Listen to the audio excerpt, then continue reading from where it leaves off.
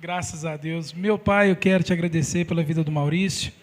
Deus, que o Senhor possa abençoá-lo, Deus, que ele possa se esvaziar de si para que o Senhor venha aparecer aqui nesse lugar. Deus, nós estamos aqui, Deus, para nos alimentar daquilo que ele tem se alimentado diariamente, Senhor. Usa o teu filho, porque a tua igreja carece do que procederá da vida dele. Nós te agradecemos em teu nome. Amém. Amém. Chamar as crianças para a gente orar. Cadê o Alex? Vem cá para você orar pelas crianças, nego.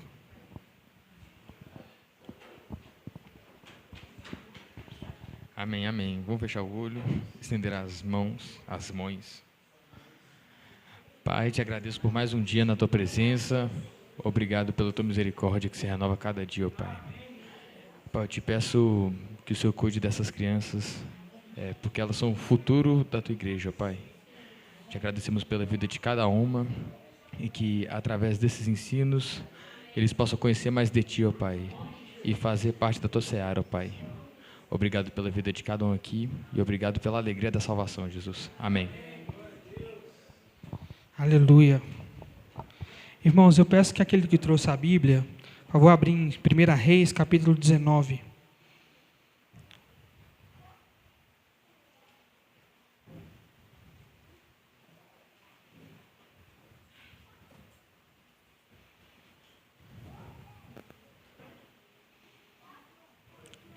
Nós vamos ler do versículo 19 ao 21. Amém, Jesus, obrigado. Diz assim: Então Elias saiu de lá e encontrou Eliseu, filho de Safate. Ele estava arando com 12 parrelhas de bois e conduziu a 12ª parrelha. Elias o alcançou, lançou seu manto sobre ele. Eliseu deixou os bois e correu atrás de Elias. Deixe-me dar um beijo de despedida no meu pai e na minha mãe, disse, e então irei contigo. Vai e volte, respondeu Eliseu, lembrando-se do que fiz a você. Eliseu voltou, apanhou sua parrelha de bois e os matou. Queimou o equipamento de arar para cozinhar a carne e a deu ao povo, e eles comeram. Depois levantou-se e partiu com Elias, tornando-se o seu auxiliar. Amém, Jesus. Amém. Podem se sentar, irmãos. Quando eu estava, há um tempo atrás, pensando sobre o que pregar, eu me lembrei de uma coisa que eu gosto muito. Hoje em dia eu não consigo fazer muito, porque a gente vai trabalhando, aí fica difícil. Mas eu sempre gostei muito de assistir desenho, sabe? E um dos desenhos que eu assistia tinha uma história com o dia 3 de outubro. No dia 3 de outubro, isso fica escrito até no reloginho que eles têm, mas no dia 3 de outubro foi o dia em que os protagonistas desse desenho decidiram ir atrás de respostas para as questões que estavam acontecendo na vida deles. E a forma com que esse dia é lembrado nesse desenho é significativa, porque eles decidem ir embora daquela cidade para ir atrás de respostas, e a forma com que eles encerram o ciclo é queimando a própria casa, para mostrar que não tinha mais como voltar daquilo que eles estavam se dispondo a fazer. Na hora, eu me lembrei de Elias e Eliseu. Ficou muito óbvio. Elias chama Eliseu para o serviço ministerial, Eliseu abandona tudo. Gente, 12 parreias. Parreia, para quem não sabe, é o jugo do boi, sabe? Então eram 2, duplas assim. Ou seja, 24 bois. Ele matou os 24, pegou os equipamentos, queimou os equipamentos, com os equipamentos queimados, fez os bois lá para todo mundo comer e foi embora. Loucura, né? Deus havia ordenado a Elias que Elias ungisse Eliseu como seu sucessor em 1 Reis, lá atrás. Ou porque Deus tinha planos para Eliseu. Eliseu era um homem de muita posse, é o que eu acabei de falar sobre esses bois, tudo que ele tinha. Ao ser chamado pelo profeta Elias, Eliseu abriu mão de muitas coisas para servir a Deus. Sua profissão, seus bens, o aconchego do seu lar e a própria família. O texto não deixa dúvidas de que nenhuma dessas coisas fez Eliseu hesitar. Tocar fogo em suas ferramentas de trabalho foi a prova disso. A forma com que Eliseu demonstrou que ele não voltaria atrás era fazendo isso. Por quê? Porque se você reparar no versículo 20, quando Elias permite que ele vá ver os pais, ele fala assim, vai e volte, lembrando-se do que fiz a você. Ou seja, você pode ir, mas lembra que eu acabei de fazer com você aqui um chamado. E Eliseu falou assim, pode deixar então, vou mostrar que eu vou seguir esse chamado. Queimou tudo e bola para frente. Existem vários fatores para o esfriamento de uma pessoa ou de uma congregação. E era isso que eu estava conversando com Jesus. Eu estava falando com Deus, Senhor, muitas das vezes nós vivemos de uma maneira muito fria a fé. As pessoas acham que esfriar é sair da igreja. As pessoas acham que esfriar é começar a cometer pecados grandes, pecados que são escandalosos, mas não. A apatia também é uma forma de esfriamento. Idolatria, o amor ou o serviço da vida pode acabar te esfriando também. E esfriamento tem muito mais a ver com disposição do coração do que com alguma manifestação física. Eu queria que vocês abrissem a Bíblia de vocês em Apocalipse 3:1, para que a gente veja que tem muito mais a ver com que como o nosso coração está, do que com o que a gente tem feito só. Tá? Apocalipse capítulo 3, versículo 1, diz: ao anjo da igreja de Sardes escreva, essas são as palavras daquele que tem os 7 Espíritos de Deus e as 7 estrelas. Conheço as suas obras, você tem fama de estar vivo, mas está morto. Sardes tinha fama de estar vivo, parecia estar vivo, cantava, louvava, a igreja cheia de LED, uma confusão, mas estava morta. Muitas das vezes nós não percebemos que nós estamos correndo um grande perigo, mesmo estando aqui. Nós estamos aqui e o nosso coração está em outro lugar. Nosso coração está nas coisas da vida. Podemos não perceber que estamos valorizando demais certas coisas, até que seja tarde demais. Eu queria que você abrisse mais uma vez sua Bíblia em Mateus 24. E nós vamos ler a partir do versículo 38.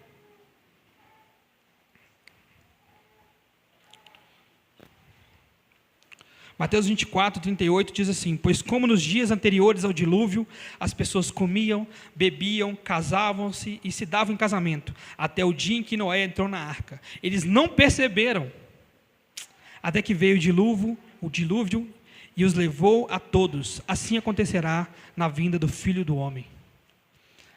O que eles estavam fazendo de errado? Nada.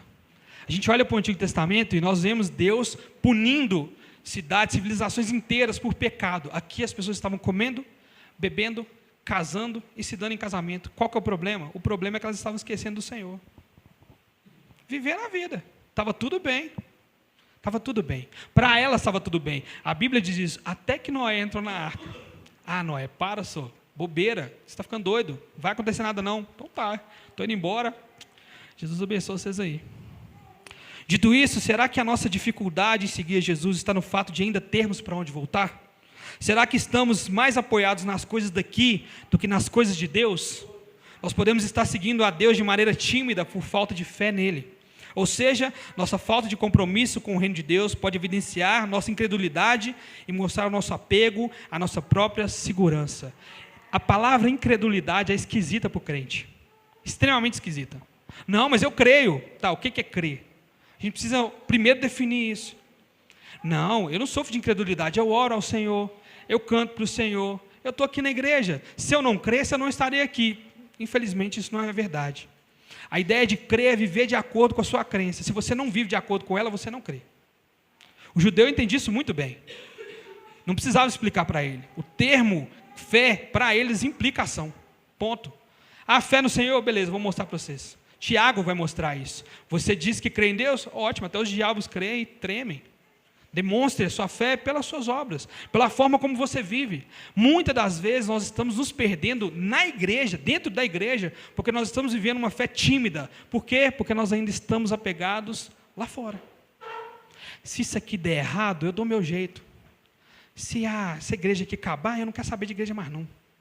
Ah, não, quem nunca ouviu essas frases? Ah, não, eu estou aqui, eu creio em Jesus, mas eu tenho meus trem lá fora também. Robinho usou semana passada a ideia de... Robinho perguntou assim, quem nunca falou, eu sou crente, mas não mexe no meu calo, não? Eu nunca falei isso. Porque quando eu falei isso, eu não era crente. Sendo cristão, eu entendi que pode mexer no calo que quiser. O crente morreu, gente. Está morto. Tem calo, não. O morto tem calo? Não tem. Não tem no que mexer. A Bíblia tem outros exemplos de pessoas que largaram tudo, tá? Lucas 5:11 fala de Pedro, Tiago e João e diz assim: eles então arrastaram seus barcos para a praia e deixaram tudo e os seguiram. Aprende isso aqui se você não entendeu ainda. A fé cristã exige renúncia. Se você está hoje aqui na igreja e ainda não renunciou a nada, tem alguma coisa errada. A fé cristã, ela exige renúncia. Jesus disse que não veio trazer paz, mas espada. O que significa? Significa que Jesus quer que todo mundo brigue com todo mundo? Não. Significa que Deus quer que você vá contra toda a sua família católica e fale assim, não vou ser católico. Você vai contra todos os seus chique e bebe e falar assim, eu não bebo. E ponto, acabou. Você vai ser impedido, às vezes, de frequentar culto como eu fui. Eu era de uma casa que só eu era crente. Então, quando minha mãe falava não, era não. E era não. Eu fazia o quê? Eu ia para dentro do meu quarto e orava lá. É o que tem para fazer, ué. Não tinha 18 ainda, eu posso fazer o quê? Estou dentro da casa da minha mãe. Graças a Deus ela se converteu. Glória a Deus. Mas foi difícil no começo. Foi difícil. Outras renúncias também, renúncias de amigos, renúncias de lugares que não competem mais ao cristão ir. Brincadeiras, piadas, forma de falar, tudo. Renúncia. Renúncia. Os discípulos abandonaram tudo. É o que a Bíblia diz, tudo. Eu queria que vocês abrissem a Bíblia de vocês em João 6. E a gente vai discorrer um pouquinho do que acontece em João 6, tá?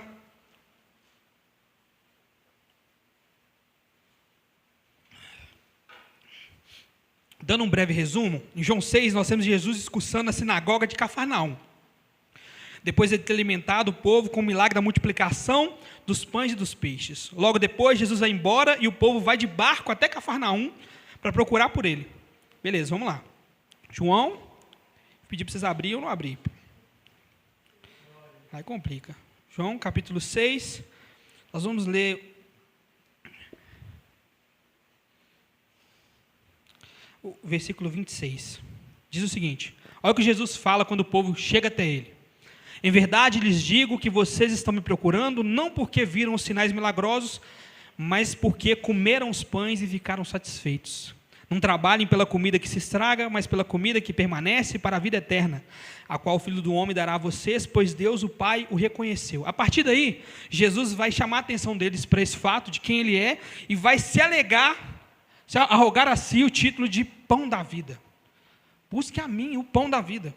No versículo 60, desce um pouquinho aí, diz o seguinte, ao ouvirem isso, muitos dos seus discípulos disseram, dura é essa palavra, quem pode ouvi-la? E aí vocês descem mais um pouco no versículo 66 e diz, daquela hora em diante, muitos dos seus discípulos voltaram atrás e deixaram de segui-lo. Muitos. Nós não estamos falando do povo.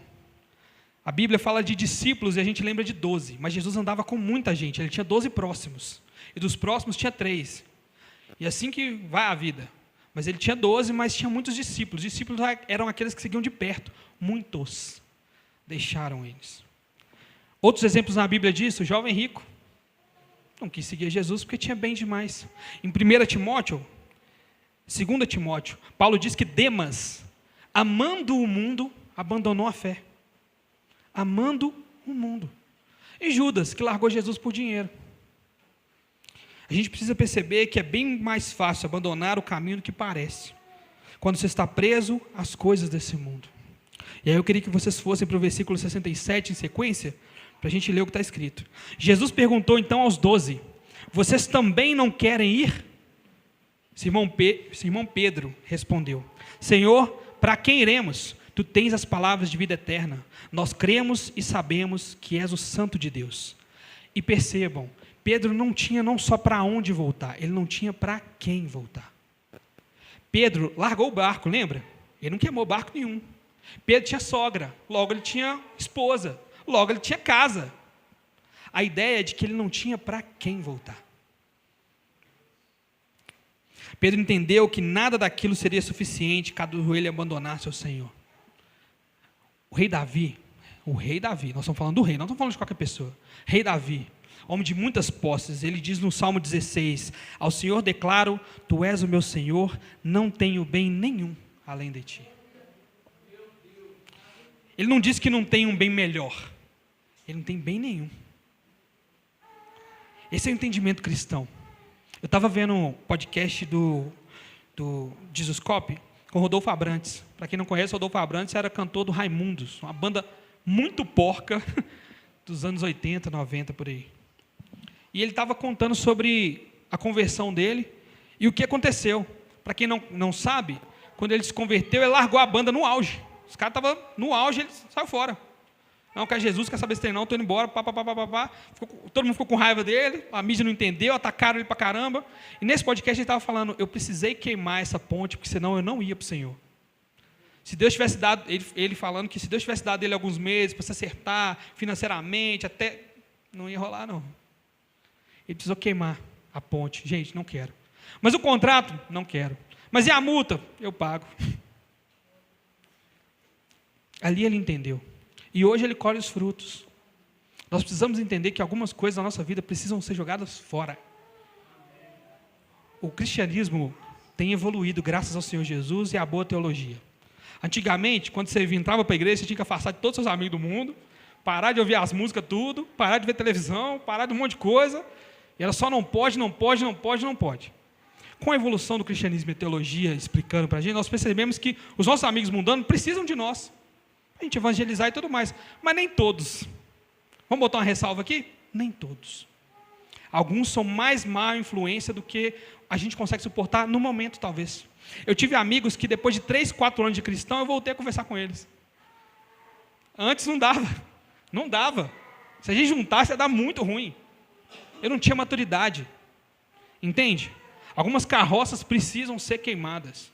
Algumas coisas da nossa vida precisam ser jogadas fora. E enquanto eu estava orando e pensando sobre isso aqui, eu falei, Jesus, quantas coisas nós estamos perdendo no reino de Deus, porque nós estamos presos em coisas que já deviam ter ido embora há muito tempo. Amizades que já deveriam ter ido embora há muito tempo. Maus hábitos que deveriam ter acabado há muito tempo. A desculpa da graça não cola. Não cola. Graça não é viver pecando, não faz o menor sentido. É a ideia de que você foi salvo por algo que você não conseguiria pagar. Então, em resposta a isso, você muda totalmente. Acabou. Ah, mas eu vou ficar de chato pelos outros. Você já está de chato, eu vou contar para você um negócio. Já está. O povo não gosta de igreja, não. O povo não gosta de Jesus, não. Imagina uma pessoa que não gosta do seu pai. Você quer que goste de você? Não faz o menor sentido. Nós estamos em lugares onde Jesus não estaria. Nós falamos coisas que Jesus não falaria. Nós ouvimos, nós vemos coisas que Deus não faria. E a gente fala, eu sou servo do Senhor. Não é não, você é servo seu. E usa o Senhor para ter aquela falsa paz. Muitas religiões fazem isso, sabia? Ter aquela falsa paz de, cara, eu vou na igreja no domingo, então na segunda, negócio, Deus no céu e eu na terra, pau quebra. Quantas pessoas a gente vê assim? Quantas vezes a gente já viveu assim? Talvez você esteja vivendo assim. Já notou que muitas das vezes aqui na igreja a gente fala assim, irmãos, está acontecendo isso no meio evangélico, e graças a Deus não acontece na nossa igreja, e é verdade, mas tem coisa que está aqui, está acontecendo aqui, talvez está acontecendo com você. É verdade. A palavra ela tem que, se não serve para nós, então não prega aqui, ué. Não serve para nós. A ideia é de que nós temos na Bíblia relatos de pessoas que abandonaram tudo. Talvez Deus não está mandando você abandonar tudo, Deus está mandando você abandonar, sei lá, 2 horinhas da sua vida. Você não consegue, e eu não consigo. Esses caras entenderam uma coisa que nós não estamos entendendo. E aí vocês dizem assim, não, mas aí era fácil. Jesus estava lá, o próprio Jesus estava lá. É tão fácil que esses mesmos caras fugiram quando Jesus foi pego. É tão fácil que eles não tinham o Espírito Santo dentro deles como nós temos hoje. Tão fácil que era. Eles entenderam alguma coisa que nós não estamos entendendo. Essa é a verdade. Paulo, ao se dizer desgastado pela vida da fé, diz em 1 Coríntios 4, por isso não desanimamos, embora exteriormente estejamos desgastados, interiormente estamos sendo renovados dia após dia, pois os nossos sofrimentos, leves e momentâneos, estão produzindo para nós uma glória eterna, que pesa mais do que todos eles. Assim, fixemos os olhos, não naquilo que se vê, mas no que não se vê, pois o que se vê é transitório, mas o que não se vê é eterno. Estamos olhando para o lado errado. Quando o autor de Hebreus diz que, esquecendo as coisas que deixei para trás e prosseguindo para o alvo que é Cristo, sabe o que eu imagino? Eu imagino uma rua, muito longa, e lá no final da rua um alvo, gigantesco assim, ó. E você sabe que você tem que ir para lá, tem um timer naquele alvo que você não está vendo para quanto tempo que está faltando, mas você sabe que ele está só diminuindo. E você começa a correr. Converteu, você fala assim, não, agora não vai, meu filho. Nós vamos chegar nesse alvo aqui amanhã, de tão cabuloso que nós estamos. Vai passando o tempo, o alvo vai demorando a chegar. Nós vamos desgastando. E a gente começa a olhar para o lado, e só vitrine bonita. é bebida, é sexo, é vida boa, Instagram, nó. E aí a gente vai esquecendo do alvo, prosseguindo para o meio do alvo. Não importa mais chegar no alvo, chegando perto já está bom. E assim vai passando. Quantos irmãos ficaram no caminho? Quantos? Enquanto mantivermos os olhos nas coisas daqui, temos que viver e zelar por elas. Você quer que Deus te dê uma fazenda? Então tá, você vai perder muito tempo cuidando dessa fazenda. Vale a pena? O pastor Lucinho disse que a melhor forma de se perder alguma coisa é idolatrando ela. E um exemplo disso é Abraão e Isaac. O filho da promessa, Deus quer testar Abraão. E ele pede o filho. Ele não pede a casa de Abraão, ele não pede os bois de Abraão, ele não pede a riqueza de Abraão. Ele pede o filho. O único filho, o filho da promessa. O que Abraão faz? Baixa a cabeça, junto a lenha e vão subir a montanha, irmão. Ele pediu é dele. Ele pediu é dele. Deus não só devolveu Isaac para Abraão, mas fez de Isaac o filho da promessa. Abraão, Isaac e Jacó. Ô Jesus.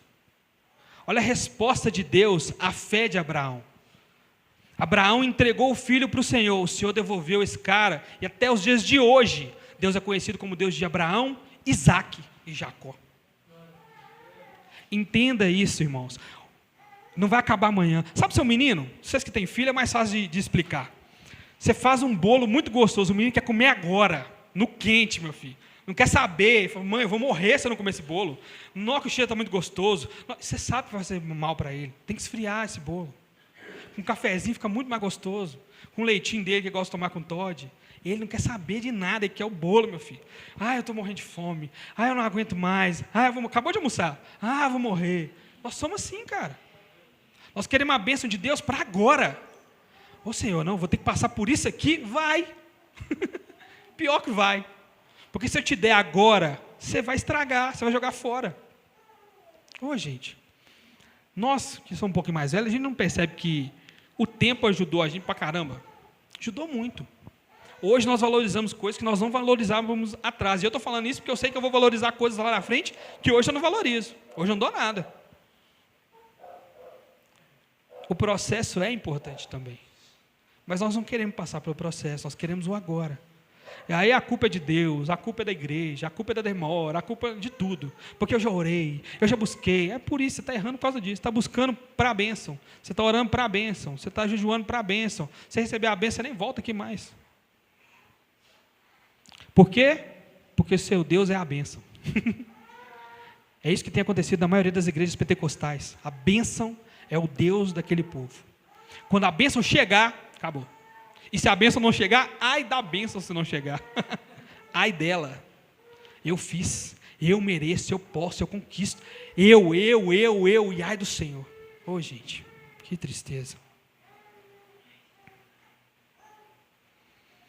Jesus prometeu não desamparar aqueles que queimam suas carroças por Ele. Eu queria que vocês abrissem a palavra de Deus em Mateus 19.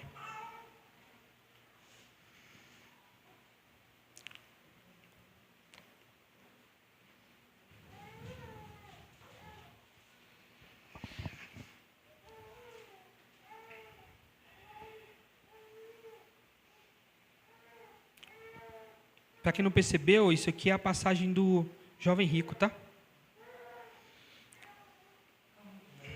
O finalzinho dela diz assim: Pedro respondeu: nós deixamos tudo para seguir-te. Que será de nós? Jesus vai dizer que é impossível para o homem ser salvo, mas para Deus nada é impossível. Pedro se desespera. Na época de Pedro, o rico era salvo.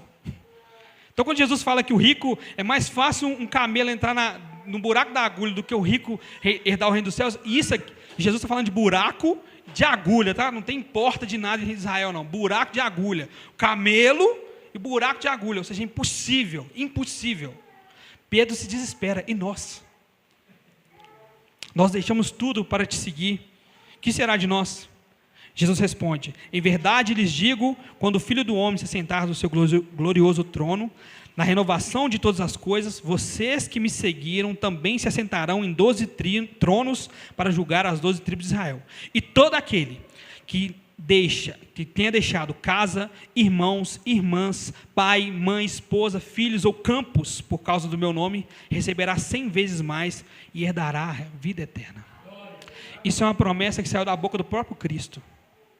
Só que a gente não leva em consideração isso. Primeiro, porque nós não queremos viver a vida dos apóstolos. Não queremos. Quero casar, quero ter minhas coisas, e nada de errado com isso. Deus chamou alguns para apóstolos, outros não, está tudo bem. Mas nós também não queremos largar nada. Nada. Nós quer o iPhone novo, nós quer televisão fininha. Quer saber, meu filho, quer saber. Lançou um trem novo? Eu quero. Porque eu vou herdar o melhor dessa terra. Aí você pega até os versículos e distorce. A verdade é que muitas das vezes nós não estamos buscando a Deus de verdade, porque nós temos coisa para queimar, gente, para jogar fora, para abandonar. E eu vou falar com você, se Eliseu não teve remorso nenhum em matar 24 bois e jogar tudo fora, dar para o povo comer e ir embora, nós temos muito remorso de abandonar qualquer coisa. Nós vivemos essa vida do eu, meu, para mim. Por que o outro e não eu? É sempre o vitimismo. É sempre o Romeu e Julieta. Ó céus, ó vida, ninguém me entende, eu vou me matar. Sempre. Por quê? Porque nós ficamos desleixados. Quem tem muito quer mais. Você está entendendo? Se você parar para pensar um minutinho, você vai perceber que a sua vida não é boa, não. Não é só boa, não. Não é. Só boa é pouco. Se você falar que sua vida é boa, você está pecando de tão boa que ela é. Quão fácil está hoje em relação a tempos atrás? O quão fácil está. Você pode não ter o dinheiro que você quer, mas você tem o dinheiro que você precisa, está valendo ali. Está rendendo ali, Jesus está abençoando ali. Comida não falta. E se faltar, pode falar com nós estamos aqui. Hoje nós temos amparo, nós temos família, nós temos igreja, um monte de coisa, cara. Ou seja, Jesus promete não desamparar aqueles que queimam as suas carroças.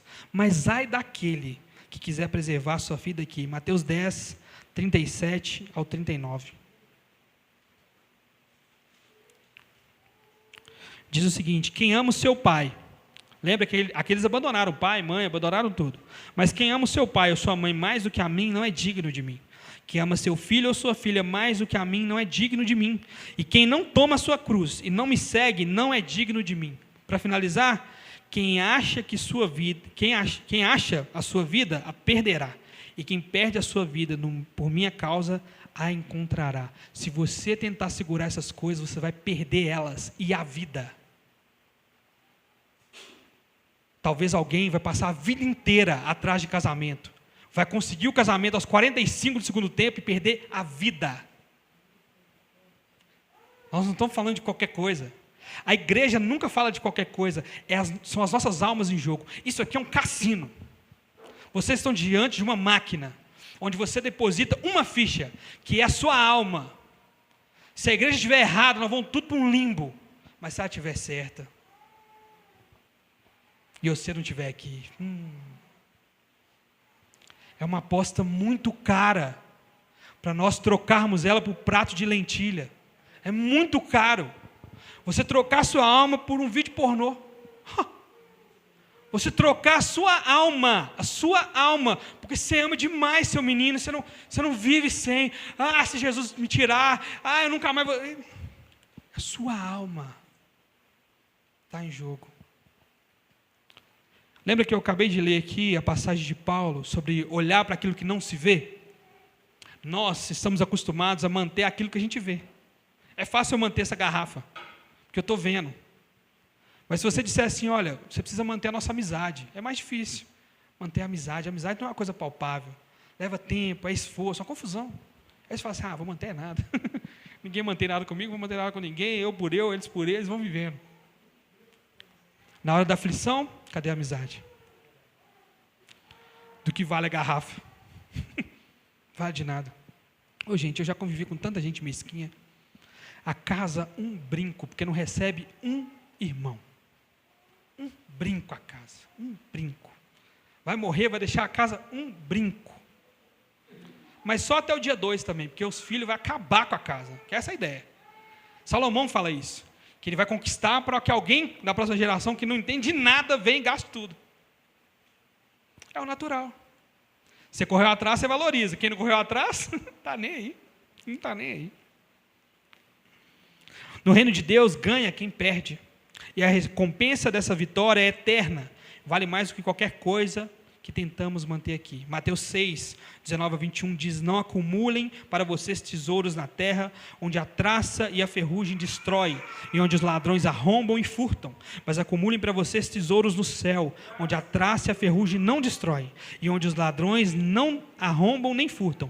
Pois onde estiver o seu tesouro, também estará o seu coração. Isso aqui me causa medo. Medo. É a hora de sentar e refletir, aonde está o seu coração? Meu coração está no Senhor. Só no Senhor. Tá bom, eu posso mexer aqui? Então não, aí não. Então seu coração não está no Senhor. É muito difícil, irmãos. Muito difícil nós entendermos isso. E o problema é que se nós entendemos isso tarde demais, já era. Agora eu entendi que eu devia valorizar mais o Senhor, mas você está no lugar errado agora. Agora não adianta mais. As pessoas no dilúvio, agora a porta já fechou, já, nego. Agora, para abrir essa porta é a confusão, e os bichos vão sair tudo. Não vou não, pode ficar aí mesmo. Pode ficar aí mesmo. Aquelas pessoas do dilúvio, elas são totalmente responsáveis pelo que aconteceu com elas. E nós somos totalmente responsáveis pelo que acontece conosco. Essa é a verdade. Não adianta culpar os outros. Porque ninguém me ajudou. Porque era só eu, sempre fui só eu. Não sei. Não adianta, continua sendo só você. Porque me fizeram pecar. Porque eu errei por causa do irmão, do fulano. Quem vai pagar? É você, filho. Não resolve. Não muda nada. Eu costumo dizer que as desculpas, elas só funcionam até a trombeta tocar.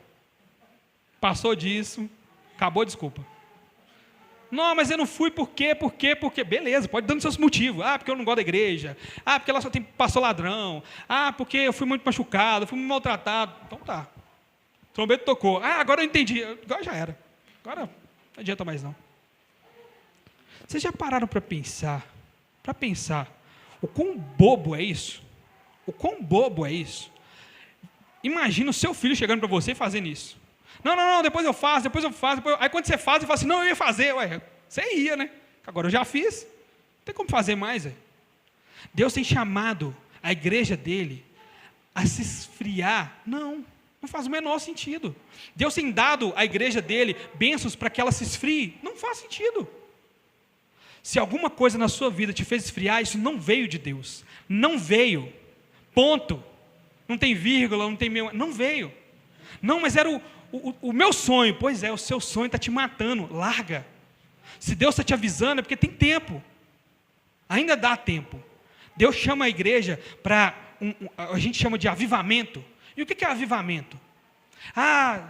Volta e meia vem um pastor falando isso. Deus vai trazer um grande avivamento sobre o Brasil. O que é um avivamento? Vocês sabem? Porque avivamento não é você cair no chão. Avivamento não é você ficar estribuchando. Avivamento não é você ver espírito. Não é. Avivamento é mudança de vida. Isso é avivamento. Trazer um avivamento. Vocês querem ver a prova de avivamento? Um homem, isso é histórico, tá? Um homem foi até uma cidade e lá nessa cidade procurou um bar. Andou e não achou. Parou num lugar e falou com o moço assim, então, aqui não tem um bar para beber, não? O cara falou assim, então, você não sabia, não? John Wesley passou aqui há 100 anos. Não tem. Os bares acabaram por causa da pregação do evangelho naquela cidade. Não tinha mais bebida alcoólica ali. Isso é avivamento. Isso não é noticiado. Isso não é estupendo. Isso não é maravilhoso. Vocês vão ver as pessoas em podcasts falando de experiências sensoriais. Eu vi, eu senti, eu experimentei. Isso não dá para provar. O cara falou, você acredita nele. Agora, mudança de vida é um negócio que você tem que provar. Você é crente? Prova. Existe uma frase famosa, que eu acho que é do Spurgeon, que é: se você fosse acusado de ser um cristão, haveriam provas o suficiente para te condenar? Será? A gente bate no peito, eu sou cristão porque eu estou na Missão Água, fiz até camisa da reforma. Sou reformadinho.com eu. O cara, na hora de mostrar cristianismo, não mostra. Agora, deixa eu contar para vocês uma coisa. Dá tempo de mudar. E eu estou falando isso com vocês, com todo o amor do mundo, porque eu percebo que muitas das nossas dificuldades de mudar é porque a gente pensa o que os outros vão pensar. Eu sempre fui uma pessoa estourada, e se eu parar agora, o que o povo vai pensar? Não interessa, para. Isso vai te matar, irmão, para. Não, mas eu sempre tratei meu marido assim, agora eu vou recuar. Vai recuar, sua alma tem jogo. Não, mas eu sou homem, se eu voltar atrás, se eu chorar, interessa. O que vale é a fé. Eu estou vendo, e eu percebo isso em mim, gente. Quantas milhares de vezes eu devia agir de uma forma e eu ajo de outra por causa dos outros. Olhando o que as pessoas vão pensar, o irmão vai ficar chateado. Eu vou contar para vocês um negócio. Existe uma coisa chamada conversa. Inventaram agora, conversa, diálogo. Isso é recente, isso aqui nós estamos estudando ainda sobre. Que se não te entenderam, explica de novo. Explica de novo, e de novo, e de novo. Eu falei, a irmã me olhou torto. Vai lá e fala de novo. Está me olhando torto ainda, vai lá e explica de novo. Ora, jejua, pede conselho, vai lá e explica de novo.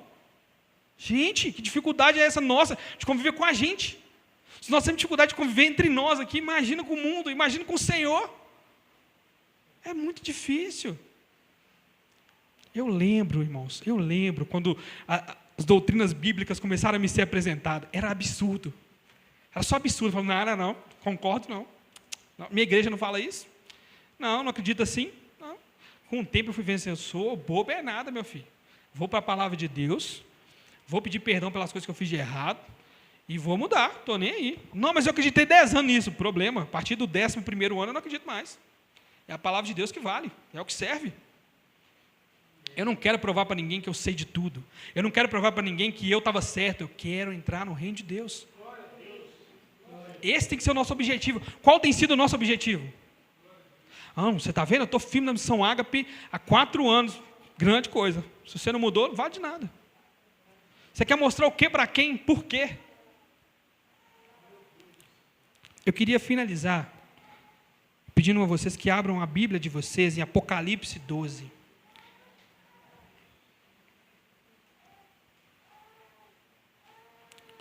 Versículo 11.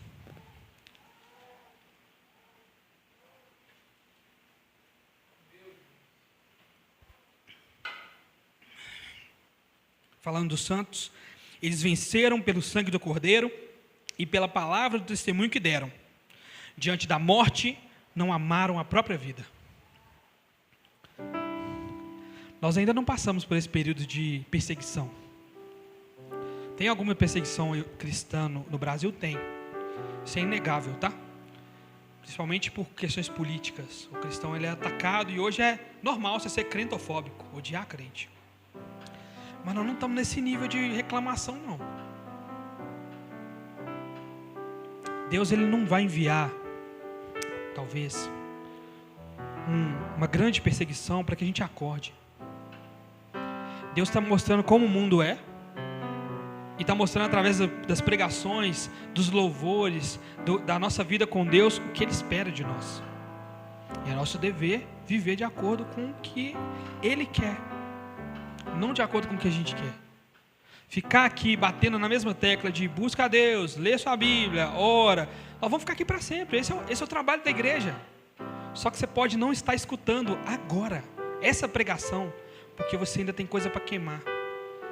Você tem carroça presa aí que está te atrapalhando. Você está pensando nos seus boi. Aí o problema é que na trombeta você vai falar, mas eu fiz no seu nome, Senhor. Eu orei.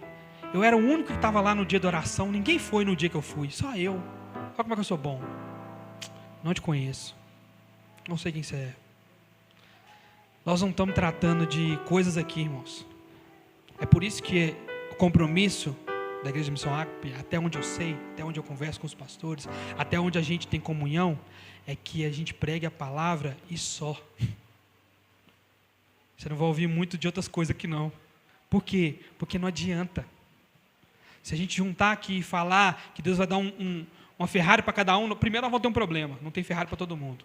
Segundo, nós vamos ter um segundo problema, IPVA de Ferrari. Vai ser um problema também. Terceiro, que com a Ferrari você pode ir para o inferno. Esse é o problema. Primeira salvação. Lembra do que eu falei na hora do dízimo e oferta? Eles se entregaram primeiramente a Deus. Primeira salvação. Primeira mudança de vida. Depois o resto. Vou ser sincero com vocês, Deus não está com pressa nenhuma. Nenhuma. Porque Ele sabe do que os filhos dele precisam antes dele falar. É o que a palavra de Deus diz. Certo? Então, os planos dele são bons, perfeitos e agradáveis. Certo? De novo, estou certo de novo. 2 Bíblias para mim, 2-0. Terceiro, Ele sabe a hora certa de te abençoar. Mas para isso você precisa primeiro se entregar para Ele. Eliseu foi chamado para ser profeta no lugar de Elias. Nós somos chamados a ser imagem e semelhança de Cristo. Esse é o nosso chamado. Se você saiu para dar tchau para o seu pai e ficou, você vai ficar. Você vai ficar.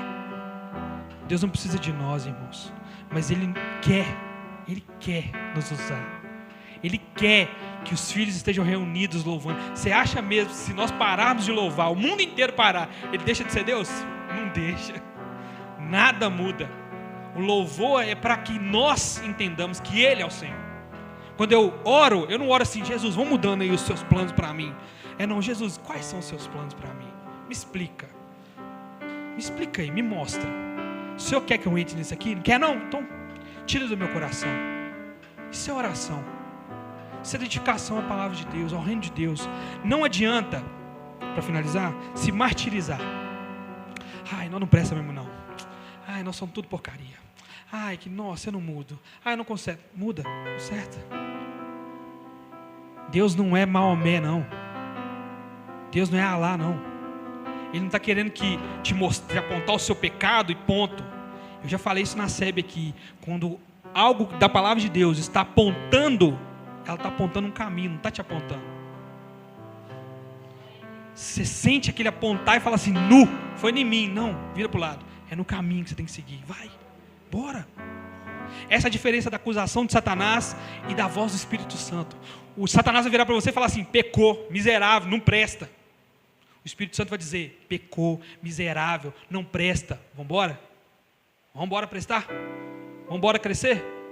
Vamos embora para frente? Vamos. Nós somos pecadores, irmãos. Nós não somos merecedores.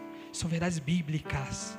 Mas Jesus comprou todos nós por alto preço, que é o sangue dele.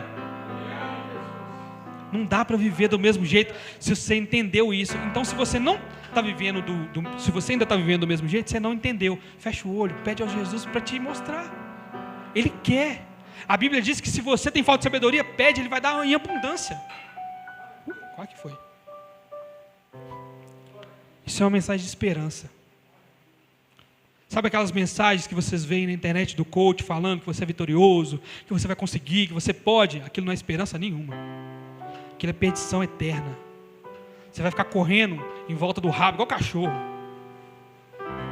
E se você conseguir, você vai falar: consegui, trombeta tocou, aí já era. Isso aqui é esperança. Nós precisamos mudar. Esperança. Nós precisamos crescer. Esperança. Nós precisamos abandonar as coisas. Esperança. Esperança. Se Deus falou que nós precisamos, é porque Ele vai ajudar a fazer. Então dá para colocar nas mãos dEle. Não colocar, mas entender. Porque está na mão dEle já. Eu queria que você fechasse os seus olhos, sentados mesmo. Feche os seus olhos. E que esse tempo, agora, esse 1 minutinho, seja para você refletir. Talvez você não lembre das coisas que tem te prendido no mundo, mas você pode orar a Deus e pedir Ele para te mostrar. Seja hoje, seja ao longo da semana, seja numa atitude. Saiba, irmão, que você não é o único que precisa mudar. Todos nós precisamos. Isso não é um eufemismo para eu me incluir no meio de vocês. Isso não é um eufemismo para incluir os pastores. Todos nós precisamos. Jesus, a sua igreja está agora de olhos fechados, de coração quebrantado diante do Senhor, e um coração que clama por arrependimento e perdão. o Senhor não cria resistência a esse tipo de coração, Deus. É por isso que eu te peço nessa noite, Deus, que restaura a nossa fé no Senhor, que faça com que as pessoas que nunca caminharam com o Senhor passem a caminhar, e as pessoas que têm parado na estrada continuem a andar e corram até o Senhor, Jesus. Nos muda. Eu não quero mais ser esse cara que eu sou. Que as pessoas me vejam diferente, mas que primeiramente o Senhor me enxergue diferente, como alguém transformado, alguém diferente, alguém mudado pelo Seu Espírito Santo. Tira de nós o nervosismo, Deus. Tira de nós a arrogância. Tira de nós a mentira. Tira de nós o engano, Deus. Tira de nós o pecado de estimação, Jesus. Nos edifica, nos transforma, nos torna crianças de novo, para começar pelo leite, até chegar ao alimento sólido, tudo de novo, Deus. Porque o Senhor não tem pressa em nos ensinar. O Senhor ama ensinar os seus filhos, Deus. Eu te peço, Jesus, que nos faça lembrar dos nossos erros e de onde a gente parou no caminho, ou se a gente está ou não no caminho. Isso é um chamado do Senhor para mudança. O Senhor não quer a sua igreja fria. O Senhor não quer os seus membros frios, Deus. O Senhor não quer que nenhum desses fique quando o Senhor voltar. Tem misericórdia de nós, Jesus. Nos transforma, Deus, de dentro para fora, sem emocionalismo, Deus, sem segundas intenções, sem querer receber alguma coisa em troca, Jesus. Nos transforma porque nós precisamos, porque a nossa alma depende disso. Em nome de Jesus, Deus, tem misericórdia de nós. Amém e amém.